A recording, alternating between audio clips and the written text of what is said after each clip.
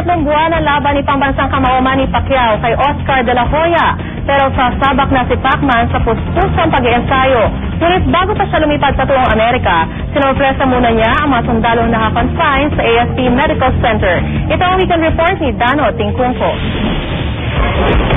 Sa Disyembre pa ang laban nila ni Oscar De La Hoya. Pero ang World Boxing Champion na si Manny Pacquiao, todo na ang paghahanda. Gabi ng Linggo ang kanyang lipad patungong Amerika para simulan ang kanyang pagsasanay. Hindi raw siya nababahala kahit pa malaki ang agwat nila ni De La Hoya sa bigat at taas. Well, of course, I'm confident to win the fight. Siguro importante yung speed. Yun ang tututukan natin. Speed saka footwork, head movement.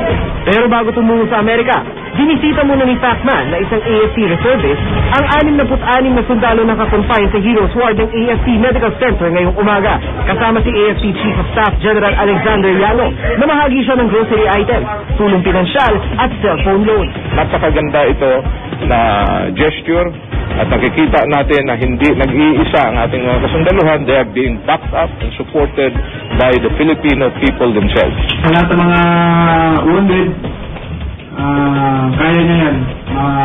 Gagaling kayo kagad, magpagaling kayo kagad at balik ulit sa...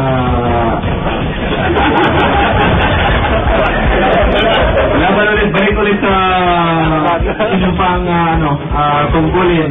At ako'y nasa likod niyo lagi.